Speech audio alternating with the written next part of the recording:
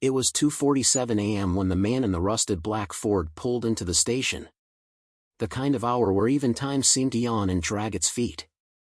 Everything felt thicker at that hour, the shadows, the silence, the air.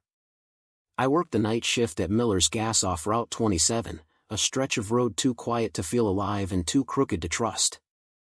Most nights were dead silent, except for the occasional trucker, lost tourist, or someone too drunk to know where they were. But that night was different. Or rather, that customer was.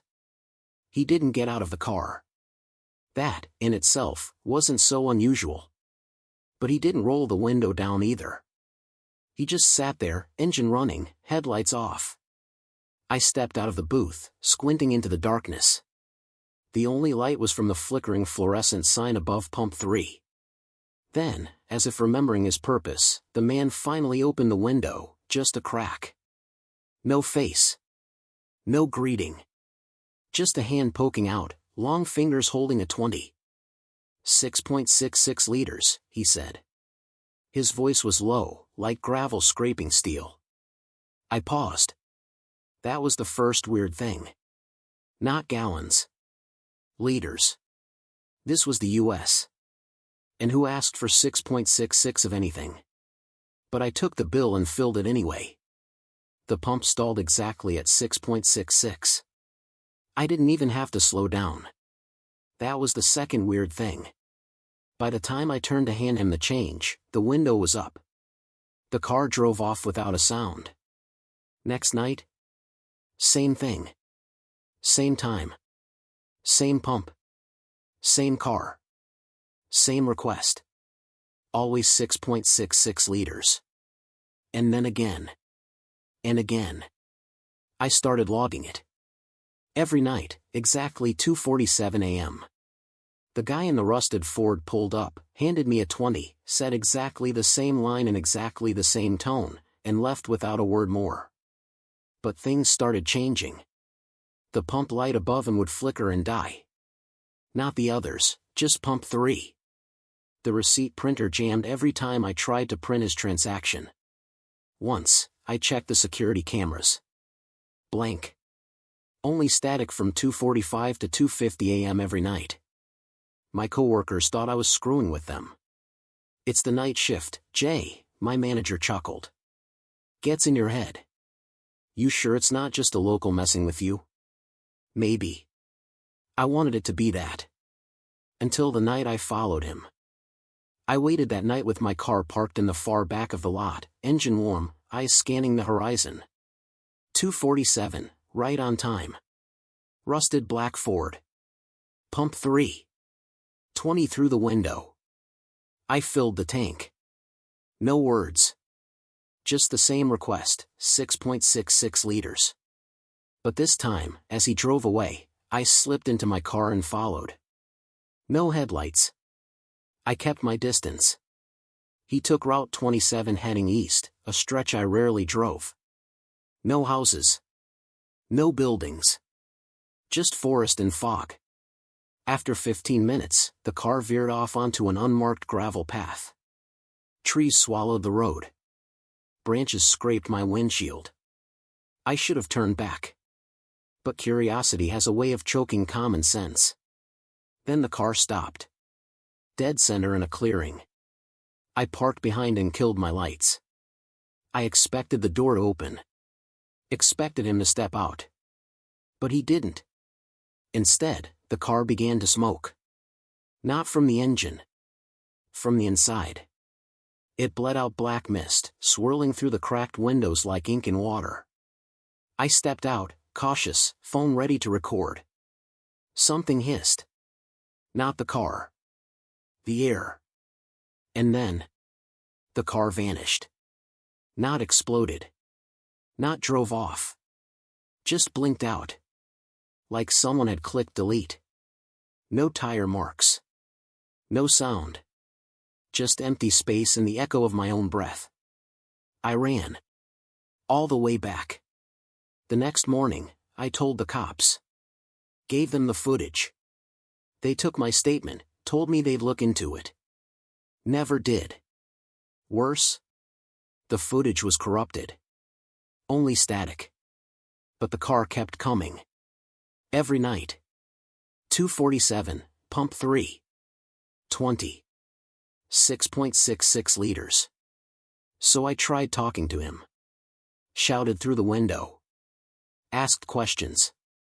Nothing. Never moved. Never looked.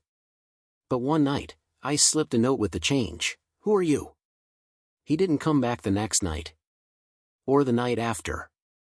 And then, 5 nights later, something else came. It was 247. I waited. Nothing. 250, still nothing. Then I heard it. A screech. Not tires. Something deeper. Metallic and wet. Lights flickered. The station groaned. And then a figure walked up. Not a car. A man. Or what looked like one. Tall. Thin. Too thin. Dressed in black. No face. Just smooth, pale skin where features should be. Like a mannequin left in a fire. He stopped at pump 3. I stepped out, heart pounding. He held out a 20. I hesitated. Then, in that same gravel voice, 6.66 liters. I took the bill. My hands shook. As I filled the pump, the nozzle vibrated. Not just the pump. The ground beneath me. The price counter spun too fast, yet still landed on 6.66 exactly. Then he spoke again. "He noticed your note." I froze. "Who?" No answer. He took the change. Walked off into the dark. No car. No sound. Just gone. That was when I stopped sleeping. I went through old news archives. Looked up accidents along Route 27. Anything involving a black Ford. Found a report from 1986. Car crash. Driver incinerated. Only thing left was a twisted $20 bill. Cause, unknown. The car had been a rusted black Ford. From then, the visits changed. Sometimes the car. Sometimes the man. Always pump 3. Always 6.66. Until the night I made the request. I waited by the pump. When he rolled up, I stepped forward before he could speak. "Tonight, I want to give you something." I dropped the note again. This time, I'm not afraid. The window rolled all the way down. And I saw his face. Burned. Melted. Half bone, half smoke. Eyes hollow, yet glowing faint red like embers under ash. He smiled. Or something like it. Then he whispered, "Good." The car evaporated. Again. But that night, I found a new 20 on the counter.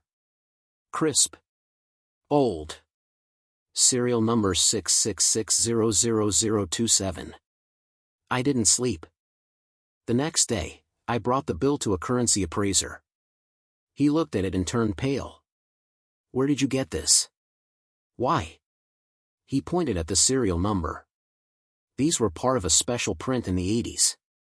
Most were recalled because of misprints. This one wasn't supposed to exist. It matches the series tied to the Route 27 crash. I asked for details. He gave me an address. An old house outside town. I drove there. Alone. The house was abandoned. Overgrown. But something drew me in. Inside, the walls were covered in old receipts. Gas station slips.